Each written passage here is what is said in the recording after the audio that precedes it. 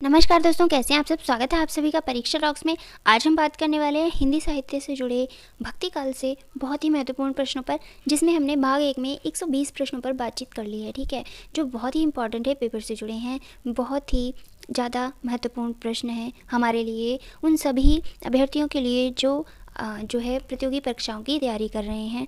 सभी पेपर से जुड़े हैं, ऐसा नहीं है कि किसी एक पर्टिकुलर पेपर के लिए है। हिंदी साहित्य जिन भी एग्ज़ाम्स में पूछा जाता है उन सभी के लिए वेरी वेरी वेरी इंपॉर्टेंट प्रश्न है यहाँ पर। चलिए बात करते हैं प्रश्न नंबर 120 से आगे प्रश्न नंबर 121 पर। इससे हमने जो है, ये भाग 2 है, भाग 1 हमने जो है अपलोड किए हुए हैं चैनल पर, ज़रूर देखिए। और इसके पहले के आदिकाल भी है, इससे जुड़े महत्वपूर्ण प्रश्न है। ये 250 प्रश्नों की सीरीज़ है, तो यहाँ पर 250 से ज़्यादा प्रश्न, मतलब 250 बोल, लगभग 300 प्रश्न हैं जो आपको बहुत ही इंपॉर्टेंट पेपर से जुड़े यहाँ पर प्रश्न मिलेंगे। ठीक है, तो चलिए बात करते हैं प्रश्न नंबर 121 की। 121 प्रश्न नंबर है यहाँ पर, कलिकुटिल जीव निस्तार हित वाल्मीकि तुलसी भयो पंक्ति किसकी है। यहाँ पर हमें बताना है कि कलिकुटिल जीव निस्तार हित वाल्मीकि तुलसी भयो पंक्ति किसकी है। प्रश्न नंबर 121 की बात करें तो ये पंक्ति जो है नाभादास की है। नाभादास ने तुलसी के बारे में यह पंक्ति लिखी है या इसकी रचना की है। प्रश्न नंबर 122 की बात करें तो रामायण महानाटक के रचयिता कौन माने जाते हैं। रामायण महानाटक के रचयिता कौन है। प्रश्न नंबर 122 की बात करें तो वो है प्राणचंद चौहान। ऑप्शन नंबर 2 यहाँ पर सही हो जाता है। रामायण महानाटक जो है प्राणचंद चौहान से जुड़ा है। प्रश्न नंबर 123 की बात करें, राम भक्ति मार्ग के अंतर्गत श्रृंगारी भावना के प्रवर्तक थे। कौन थे राम भक्ति काव्य के मार्ग के अंतर्गत श्रृंगारी भावना के प्रवर्तक। प्रश्न नंबर 123 की बात करें तो रामचरण दास, ऑप्शन इसके साथ सही हो जाता है ऑप्शन नंबर 3 रामचरण दास। प्रश्न नंबर 124 की बात करें तो सीताराम को युगल सरकार का संबोधन कौन से मत के लोग देते हैं। सीताराम को युगल सरकार का संबोधन देने वाले मत कौन से हैं, किसने ये संबोधन दिया है सीताराम के बारे में। प्रश्न नंबर 124 की बात करें तो वो है स्वसुखी शाखा। स्वसुखी शाखा के लोगों ने सीताराम को युगल सरकार का संबोधन दिया है। ठीक है, प्रश्न नंबर 125, नाभादास जी के गुरु का क्या नाम था। नाभादास जी के गुरु कौन है। प्रश्न नंबर 125 की बात करें तो वो है अग्रदास। ठीक है, अग्रदास को नाभादास का गुरु माना जाता है। प्रश्न नंबर 126 की बात करें तो भक्तमाल के टीकाकार निम्न में से कौन है। भक्तमाल के टीकाकार, भक्तमाल की टीका किसने लिखी है। प्रश्न नंबर 126 की बात करें तो है प्रियादास। प्रियादास जो हैं भक्तमाल के टीकाकार हैं। प्रश्न नंबर 127 की बात करते हैं, रास पंचाध्यायी के रचयिता निम्न में से कौन है। रास पंचाध्यायी के रचयिता। प्रश्न नंबर 127 की बात करते हैं तो यहाँ पर अग्रदास सही हो जाते हैं रास पंचाध्यायी के रचयिता के रूप में। ठीक है, प्रश्न नंबर 128 की बात करें तो भक्त नामावली किसकी रचना है। प्रश्न नंबर 128 भक्त नामावली किसकी रचना है। प्रश्न नंबर 128 की बात करें तो यहाँ पर ध्रुवदास इसके साथ सही हो जाते हैं ऑप्शन नंबर 1। ठीक है, प्रश्न नंबर 129, प्रश्न नंबर 129 की बात करें तो यहाँ पर निम्नलिखित में से भक्ति आंदोलन को लोक जागरण किसने कहा है। भक्ति आंदोलन को लोक जागरण काल किसने कहा है। प्रश्न नंबर 129 यहाँ पर हजारी प्रसाद द्विवेदी सही हो जाते हैं ऑप्शन नंबर 2 के साथ। भक्ति आंदोलन को लोक जागरण कहने वाले कौन है, हजारी प्रसाद द्विवेदी। प्रश्न नंबर 130 की बात करें तो बुद्धदेव के बाद भारत के सर्वाधिक बड़े लोकनायक तुलसीदास हैं। पंक्ति किसने लिखी है या ये पंक्ति किसने कही है। बुद्धदेव के बाद भारत के सर्वाधिक बड़े लोकनायक तुलसी हैं। प्रश्न नंबर 130 के साथ जो है ये ग्रियर्सन सही हो जाते हैं। ग्रियर्सन ने ये बहुत बड़ी पंक्ति बात कही है, पंक्ति के रूप में यह बात कही है। ठीक है, प्रश्न नंबर 131 की बात करें तो रामचरितमानस में वक्ता श्रोता युग्म कितने हैं वक्ता श्रोता युग्म रामचरितमानस में। प्रश्न नंबर 131 के साथ ऑप्शन नंबर 4 सही हो जाता है। 4 युग्म है वक्ता और श्रोता के रामचरितमानस में। ठीक है, अगर हम बात करें 4 युग्मों की तो जो पहला युग्म है शिव और पार्वती का, जिसमें शिव जो है कहानी कहते हैं और पार्वती जो है सुनती हैं। ठीक है, पहला युग्म शिव और पार्वती का है। दूसरा युग्म है कालभूषण देव जी और गरुड़ का। किसका है, कालभूषण और गरुड़ का। ठीक है, दूसरा युग्म है गरुड़ के साथ। और तीसरा युग्म जो है वो याज्ञवल्क्य और भारद्वाज का है। किसका है, याज्ञवल्क्य और भारद्वाज का। ठीक है, भारद्वाज का। ठीक है, और चौथा है वो तुलसीदास और और किसका, तुलसीदास और संत समाज का। ठीक है, संत समाज का। ये कुल हो गए हमारे 4 युग्म जो रामचरितमानस से जुड़े हैं। ठीक है, प्रश्न नंबर 132 की बात करें तो रामचरितमानस की रचना का आरंभ किस क्षेत्र से हुआ है, किस क्षेत्र से आरंभ हुआ है रामचरितमानस की रचना का। प्रश्न नंबर 132 में इसमें बात करें तो अयोध्या के साथ ही ये ऑप्शन सही हो जाता है कि अयोध्या स्थान है जहाँ से रामचरितमानस की रचना का आरंभ होता है ना। यहीं से होती है राम की कहानी की शुरुआत, अयोध्या से। प्रश्न नंबर 133, चारहु फल मानत चारहु चढ़क को, पंक्ति किसकी है। चारहु फल मानत चारहु चढ़क को, पंक्ति किसकी है। प्रश्न नंबर 133 की बात करें तो तुलसी की पंक्ति है, चारहु फल मानत चारहु चढ़क को। ऑप्शन नंबर 2 इसके साथ सही हो जाता है। प्रश्न नंबर 134, जायसी को महाकवि के रूप में किस आलोचक ने प्रतिष्ठित किया है। जायसी को महाकवि के रूप में किसने प्रतिष्ठित किया है। प्रश्न नंबर 134 की बात करें तो रामचंद्र शुक्ल ने ये इस जो है जायसी को महाकवि के रूप में प्रतिष्ठित किया है, रामचंद्र शुक्ल ने। प्रश्न नंबर 135, 84 वैष्णवन की वार्ता किसकी रचना है। 84 वैष्णवन की वार्ता। प्रश्न नंबर 135 के साथ ही गोकुलदास ने किसकी रचना की है। 84 वैष्णवन की वार्ता। इसके साथ ही इनकी एक और महत्वपूर्ण रचना है जिसके बारे में हम बात करेंगे, वो है 252 वैष्णवन की वार्ता। प्रश्न नंबर 136, 252 वैष्णव की वार्ता जो है गोकुलदास की महत्वपूर्ण रचना है। ये दोनों रचनाएं बहुत महत्वपूर्ण है, गोकुलदास से जुड़े पेपर में पूछे ही जाते हैं। प्रश्न नंबर 133, अग्रदास की भक्ति किस भाव की है। अग्रदास की जो भक्ति है वो ऑप्शन नंबर 4 से जुड़े यानी माधुर्य भाव की है। ठीक है, प्रश्न नंबर 137 के साथ ऑप्शन नंबर 4 सही हो जाता है, माधुर्य भाव। प्रश्न नंबर 138, तुलसीदास की भक्ति किस भाव की है। तुलसीदास की भक्ति किस भाव की है। प्रश्न नंबर 138 की बात करें तो दास्य की भाव की है, उनके मन में एक दास का भाव है यानी दास्यता का भाव है। प्रश्न नंबर 139, पराधीन सपने सुख नाही, उक्ति किसकी है। पराधीन सपने हूँ सुख नाही। प्रश्न नंबर 139 के साथ तुलसीदास ऑप्शन सही हो जाता है, यानी तुलसीदास ने इस पंक्ति की रचना की है, पराधीन सपने हूँ सुख नाही। प्रश्न नंबर 140 की बात करें तो प्रश्न नंबर 140 क्या कहता है, साखी सबदी दोहरा कवि कहिनी उपखान। साखी सबदी दोहरा कवि कहिनी उपखान, भगति निरूपहि भगत कलि निंदहि वेद पुराण। किस कवि की पंक्तियां हैं। साखी सबदी दोहरा कवि कहिनी उपखान, भगति निरूपहि भगत कलि निंदहि वेद पुराण।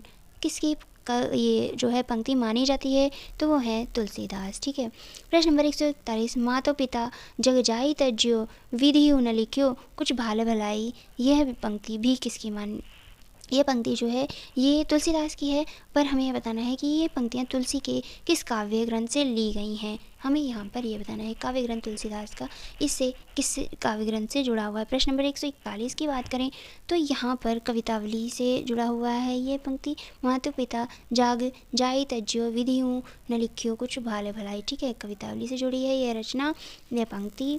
प्रश्न नंबर 142 की बात करें तो लोटा तुलसीदास को लाख टका को मोल। ये पंक्ति बहुत इंपॉर्टेंट है, पेपर में पूछी जा चुकी है। ठीक है, लोटा तुलसीदास को लाख टका को मोल। 142 प्रश्न नंबर की बात करें तो होल राय की यह पंक्ति, होल राय ने यह इसके बारे में लिखा था, इस पंक्ति की रचना की थी। प्रश्न नंबर 143, जाके प्रिय न राम वैदेही, जाके प्रिय न राम वैदेही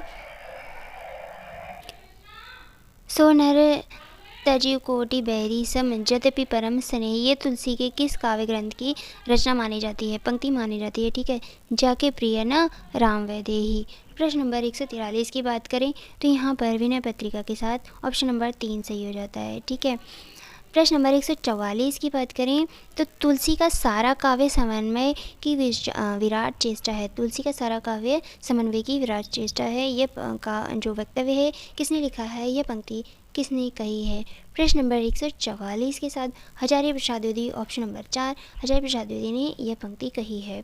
ठीक है, प्रश्न नंबर 145,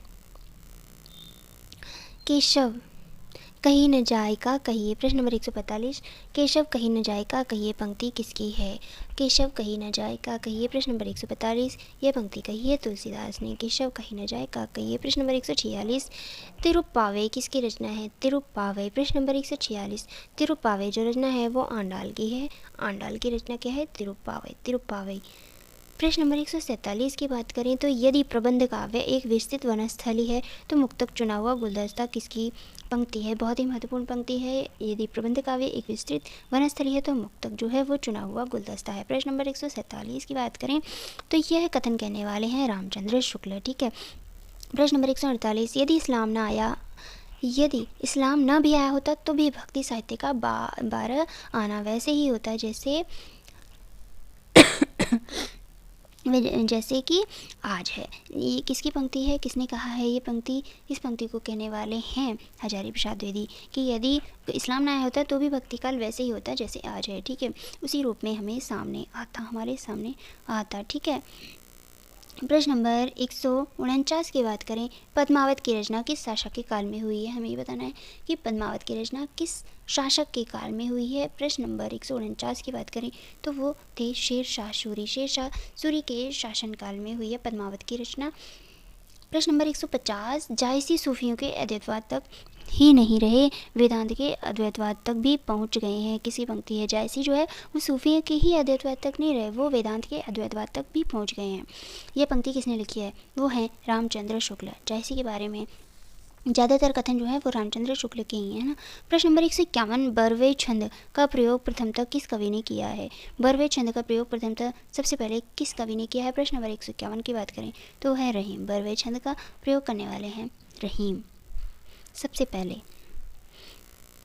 प्रश्न नंबर 152, पद्मावत को अन्योक्ति या समासोक्ति काव्य कहने वाले आलोचक है। पद्मावत को अन्योक्ति या समासोक्ति कहने वाले आलोचक कौन है?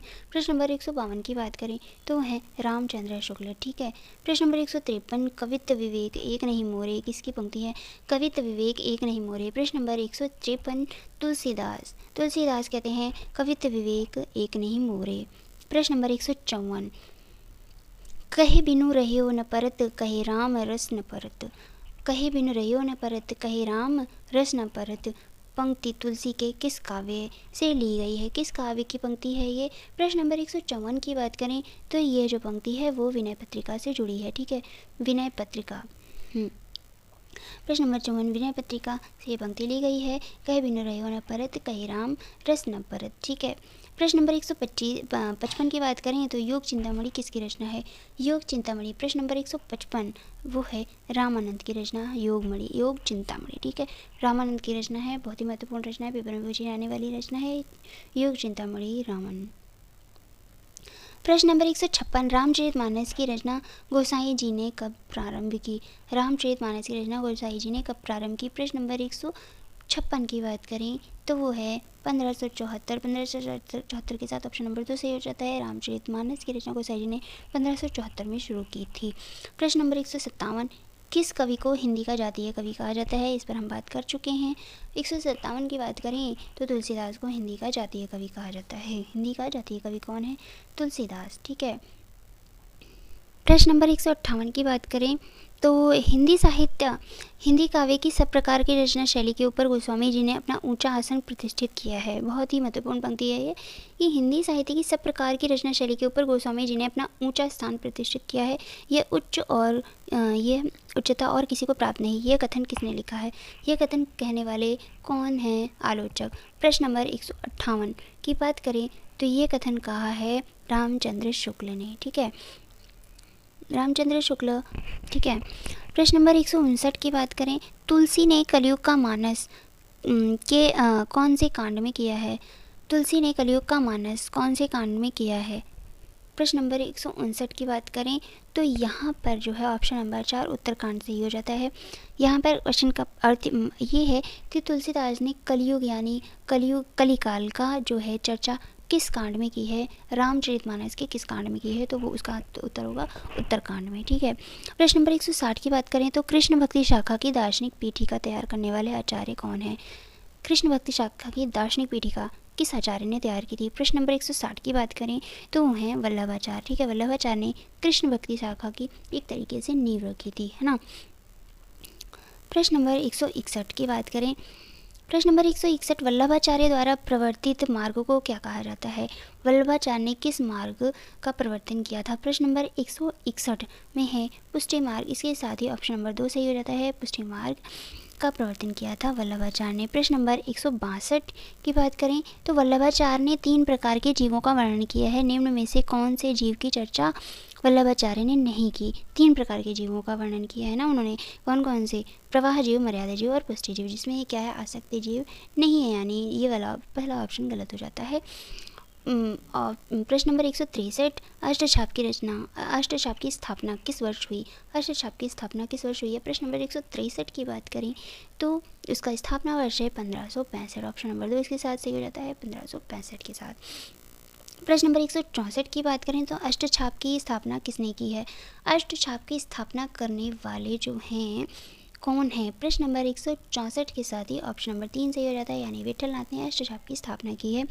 सूरदास किसके शिष्य थे? यहाँ पर ये बताना है कि सूरदास किसके शिष्य थे। प्रश्न नंबर 165 की बात करें तो वल्लभाचार्य जो हैं वो सूरदास के गुरु थे। प्रश्न नंबर 166, नंददास किसके शिष्य थे? ये सब जो हम बात कर रहे हैं ये सब किसके अंतर्गत आते हैं? अष्टछाप के अंतर्गत आते हैं, तो आपको ये भी याद रखना जरूरी है, ठीक है, वो हम आगे बात करेंगे। फिलहाल हम देखते हैं कि नंददास किसके शिष्य थे। प्रश्न नंबर 166 की बात करें तो वो हैं विठलनाथ, जो हैं विठलनाथ नंददास के गुरु माने जाते हैं, ठीक है। प्रश्न नंबर 167, अष्ट सखाओं के लीलात्मक स्वरूपादि का विस्तार पूर्वक उल्लेख किस ग्रंथ में मिलता है? अष्ट सखाओं के लीलात्मक स्वरूपादि का, ठीक है। प्रश्न नंबर 167 की बात करें तो वो है भाव प्रकाश ग्रंथ में अष्ट सखाओं के लीलात्मक स्वरूपादि का विस्तार पूर्वक उल्लेख मिलता है। प्रश्न नंबर 168, पूर्व मीमांसा भाष्य के रचनाकार कौन है? पूर्व मीमांसा भाष्य, प्रश्न नंबर 168 की बात करें तो है वल्लभाचार्य, पूर्व मीमांसा भाष्य के रचनाकार वल्लभाचार्य। प्रश्न नंबर 169, सूरदास का जन्म कहाँ हुआ है?